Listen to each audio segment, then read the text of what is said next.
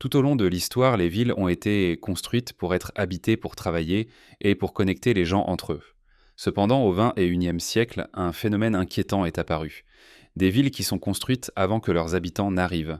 Lille, avec plus de 400 bâtiments résidentiels sans personne, est l'un des exemples les plus clairs de cette paradoxe. Un endroit où tout est prêt sauf la vie. Dans ce documentaire, nous parcourons des espaces qui semblent complets mais manquent de rythme humain afin de comprendre quelles forces ont façonné de telles villes. Si vous souhaitez nous accompagner dans ce voyage et découvrir ce qui se cache derrière ces méga-constructions, abonnez-vous à la chaîne et laissez un commentaire pendant que vous regardez la vidéo. Pensez-vous qu'une ville doit être construite en anticipant l'avenir ou attendre que les gens la fassent leur numéro 1. Forest City, Malaisie.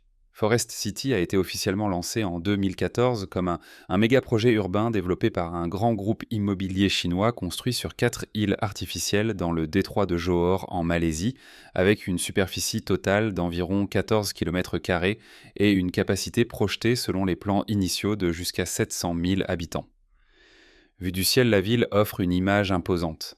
Des tours résidentielles alignées face à la mer, de larges avenues, des parcs verdoyants et une infrastructure qui semble complète et prête à soutenir une vie urbaine à grande échelle.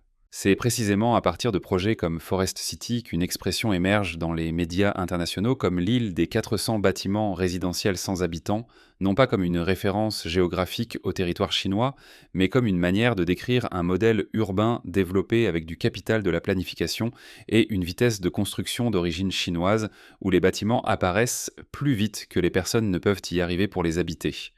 Cependant, plus de 10 ans après le début du projet, la population réelle reste très inférieure à la capacité prévue, avec des estimations récentes indiquant que seuls des dizaines de milliers de résidents vivent de façon permanente, tandis que de vastes zones demeurent pratiquement vides. Ce contraste ne s'explique pas par des défauts de qualité de construction ou de conception urbaine, mais par une exécution trop rapide par rapport à la demande de logements réels, ce qui rend Forest City presque complète sur le plan matériel, mais encore incomplète sur le plan social, reflétant l'une des grandes paradoxes de l'urbanisation accélérée du XXIe siècle. Numéro 2. Burg Al Babas, Turquie. Burg Al Babas s'est composé de 732 maisons individuelles toutes conçues avec une architecture presque identique inspirée des châteaux européens et construite dans une zone montagneuse du nord-ouest de la Turquie dans le cadre d'un ambitieux complexe résidentiel de luxe. Le projet a avancé rapidement au cours de la première moitié de la décennie 2010, levant des centaines de structures en quelques années et créant un paysage visuellement frappant où la répétition architecturale devient son trait le plus distinctif. Cependant, lorsque le financement a commencé à faire défaut et que la demande internationale a diminué, la construction s'est arrêtée brusquement, laissant derrière elle un ensemble pratiquement complet, mais sans habitants. En parcourant le site, l'absence ne se perçoit pas seulement dans le manque de personnes, mais aussi dans le manque de diversité et d'usage. Il n'y a pas de commerce actif, pas d'espace qui invite à rester, pas de signe d'une vie quotidienne en développement. Burg Al Babas démontre qu'une ville ne peut pas se soutenir uniquement sur une image attrayante ou une idée répétée des centaines de fois car la vie urbaine a besoin de variations de mélange et d'activités continues. Ici, le vide n'est pas un accident mais la conséquence directe d'un modèle qui a priorisé la forme sans assurer le fonctionnement social qui la maintient vivante. Numéro 3. Cesenia Ciudad del Quiñón, Espagne. La Ciudad del Quiñón à Cesenia a compté plus de 13 000 logements planifiés dans une période d'expansion immobilière accélérée avec l'objectif d'accueillir des dizaines de milliers de nouveaux résidents dans l'environnement de Madrid. Après la crise financière de 2008, une grande partie de ce parc résidentiel est restée inoccupée, faisant de Cesenia l'un des exemples les plus connus d'urbanisation surdimensionnée en Europe. Pendant des années, l'image dominante était celle de rues vides et de bâtiments silencieux, une représentation claire de la distance entre la planification et la réalité économique. Cependant, contrairement à d'autres projets similaires, le contexte a de nouveau changé avec le temps et la pression croissante sur le marché du logement dans les zones environnantes a poussé à une occupation progressive de la municipalité. Aujourd'hui, Cesenia abrite plus de 15 000 résidents et a laissé derrière elle l'étiquette de ville fantôme bien que son histoire reste révélatrice, car elle démontre que remplir des logements ne signifie pas automatiquement créer une ville. L'intégration des services des transports, de l'éducation et de l'emploi est arrivée plus tard et à un coût élevé, obligeant à des réajustements prolongés qui marquent encore le développement local. Ces alinéas montrent qu'une ville peut se redresser, mais aussi que les erreurs de rythme et d'échelle ne disparaissent pas, mais se transforment en années d'adaptation. Numéro 4. Songdo, Corée du Sud. Songdo a été conçue comme une ville planifiée depuis zéro sur des terrains gagnés sur la mer avec une superficie d'environ 53 km² et un calendrier de développement s'étendant du début des années 2000 jusqu'à bien après les années 2030. Conçue pour intégrer des technologies intelligentes, des systèmes de gestion urbaine avancés et des normes environnementales élevées. Songdo a été présenté comme un modèle de ville du futur efficace, propre et hautement organisé. Bien qu'elle compte aujourd'hui plus de 160 000 résidents pendant ses premières années, elle a été perçue comme un environnement étonnamment calme avec de vastes espaces publics peu utilisés et une activité urbaine inférieure à celle attendue pour une ville de sa taille. La raison n'était pas le manque d'infrastructures, mais la séquence de développement, car la ville a été presque entièrement construite avant que les schémas quotidiens de travail, de commerce et de vie sociale ne se consolident. Songdo démontre qu'une ville peut fonctionner techniquement et pourtant manquer d'intensité urbaine si l'arrivée des personnes, des emplois et des habitudes n'accompagne pas le même rythme que le béton et l'acier. Avec le temps, l'activité a augmenté, mais son histoire initiale montre clairement que la vie urbaine ne s'active pas par décret ni par conception, mais par la superposition progressive d'usages et d'expériences. Numéro 5. Ordos Kangbashi Chain. Ordos Kangbashi a été construite dans les années 2000, propulsée par une croissance économique extraordinaire liée à l'exploitation du charbon et des ressources énergétiques avec des investissements publics et privés atteignant des dizaines de milliards de dollars et un plan urbain capable d'accueillir des centaines de milliers d'habitants. En quelques années, de larges avenues, des complexes résidentiels, des musées, des théâtres et des bâtiments administratifs ont été conçus pour une population qui n'existait pas encore. Vers 2010, la discorde est devenue évidente. La capacité urbaine dépassait de loin la population réelle, et Kangbashi est devenue connue internationalement comme une ville fantôme. Cependant, le cas d'Ordos ne peut pas être compris uniquement comme une erreur de calcul, mais comme un exemple d'urbanisation en avance sur le cycle social.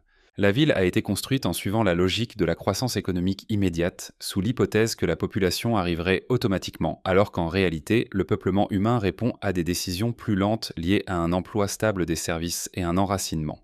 Avec le temps, la population a progressivement augmenté et aujourd'hui, des dizaines de milliers de personnes vivent à Kangbashi.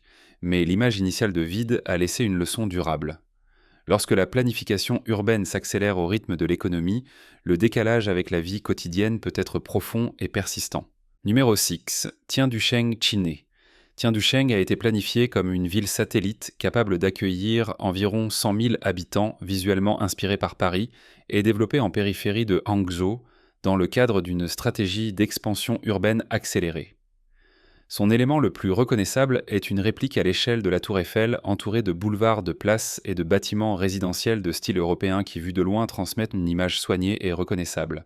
Cependant, pendant ces premières années, la population réelle était très inférieure à celle prévue avec à peine quelques milliers de résidents occupant un espace conçu pour des dizaines de milliers.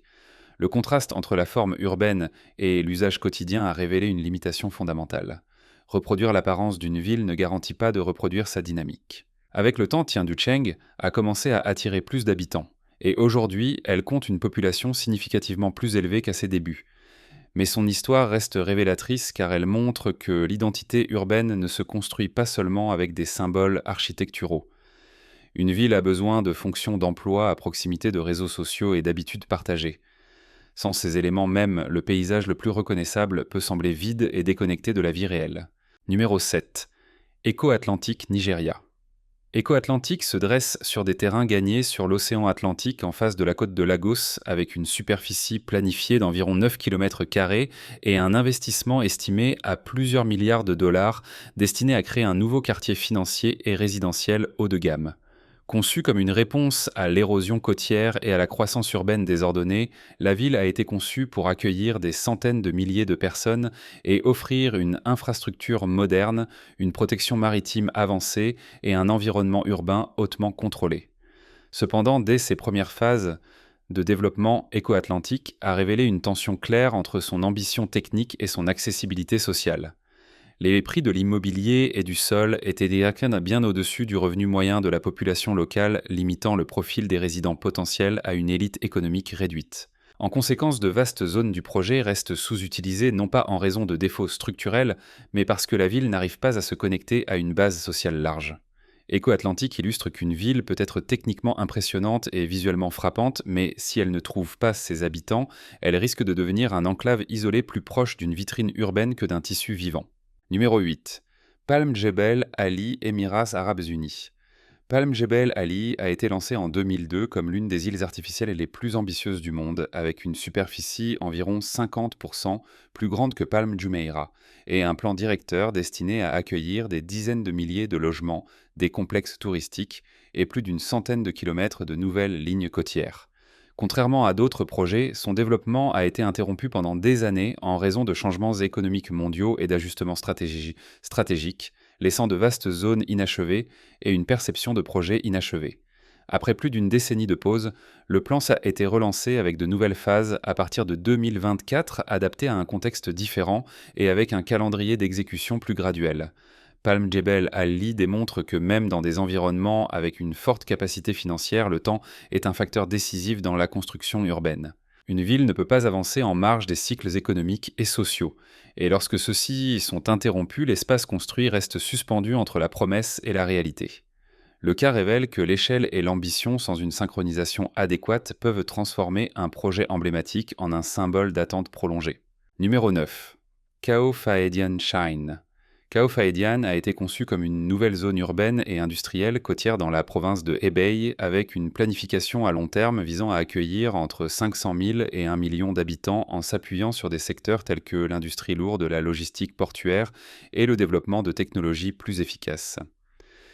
Dès les premières phases de vastes zones résidentielles des avenues et des équipements urbains ont été construits avec l'espoir que l'activité économique et l'emploi arriveraient en parallèle, mais cette synchronisation ne s'est pas produite au rythme prévu. Selon les données du recensement de 2020, le district comptait environ 350 000 résidents, un chiffre considérable mais clairement inférieur à la capacité urbaine déjà existante, laissant de nombreux complexes résidentiels avec des niveaux d'occupation très bas. Ce cas met en évidence une réalité fondamentale de la planification contemporaine. Le logement à lui seul ne génère pas de ville. Lorsque les emplois, les services et les flux quotidiens de personnes n'accompagnent pas la construction, le résultat est un espace urbain qui fonctionne de manière partielle, où l'infrastructure attend une vie qui tarde à arriver. Or, Khao Phaedian n'est pas une ville échouée, mais une ville en avance sur son propre écosystème économique, piégée dans un temps intermédiaire entre ce qui est construit et ce qui est vécu. Numéro 10. Akiya, Japon. Au Japon, le phénomène des logements vacants prend une forme distincte et plus silencieuse, non associée à une explosion soudaine de construction, mais à un changement démographique profond et soutenu. Selon l'enquête sur le logement et le sol de 2023, le pays compte environ 9 millions de logements inoccupés, ce qui équivaut à près de 13,8% du parc de logements total, l'un des taux les plus élevés parmi les économies développées. Ces logements connus sous le nom d'Akiya ne sont pas restés vides en raison d'un manque de qualité ou d'erreurs de planification immédiate, mais parce que la population vieillit, diminue et se concentre de plus en plus dans les grandes zones métropolitaines, laissant derrière elles des villages des quartiers périphériques et des complexes résidentiels complets. Dans ce contexte, le vide n'est pas la conséquence de la spéculation, mais de l'absence progressive de personnes. Le Japon démontre que, même avec une gestion soigneuse du territoire, la vie urbaine peut se retirer lorsque les dynamiques sociales changent plus rapidement que l'espace construit. Ici, le défi n'est pas de freiner la construction, mais d'apprendre à gérer des villes qui structurellement ont de moins en moins d'habitants. Numéro 11. Chenggong-Shiné. Changon, un district de la ville de Kunming, a été développé comme un nouveau centre urbain et administratif avec l'objectif de redistribuer la croissance de la capitale de la province du Yunnan et d'alléger la pression sur son noyau historique. Le projet a impliqué des investissements significatifs dans des bâtiments gouvernementaux, des campus universitaires et de grands ensembles résidentiels conçus pour accueillir des centaines de milliers de personnes. Pour l'année 2023, la population du district dépassait les 700 000 habitants, un chiffre qui reflète une croissance réelle, bien que pas toujours accompagnée d'une perception d'une ville pleinement active, surtout pendant ses premières étapes. La raison principale était la séquence de développement. L'infrastructure administrative et résidentielle s'est consolidée avant que ne le fassent les schémas quotidiens de commerce, d'emploi et de vie sociale, générant des espaces fonctionnels mais encore dépourvus d'intensité urbaine. C'est une synthèse de tous les cas analysés où la planification, l'investissement et l'ambition ont avancé plus rapidement que l'expérience humaine de l'espace. En clôturant ce parcours, une idée commune émerge qui transcende les pays et les modèles économiques. Les villes ne se définissent pas par la quantité de bâtiments qu'elles contiennent, mais par la capacité de ces espaces à être habités. Lorsque la construction devance trop la vie, ce qui apparaît n'est pas une ville vide, mais une ville qui n'a pas encore trouvé son temps. Si vous êtes arrivé jusqu'ici, merci pour votre temps et votre curiosité. Vous invitons à aimer la vidéo et à vous abonner si vous voulez plus de documentaires comme celui-ci. Une partie des images que vous avez vues combine du matériel réel avec des simulations visuelles et des reconstitutions assistées par intelligence artificielle utilisées pour vous aider à mieux comprendre l'échelle et le contexte de ces projets. Nous voulons maintenant vous lire. Qu'est-ce qui vous a le plus surpris dans cette histoire? Laissez-le dans les commentaires.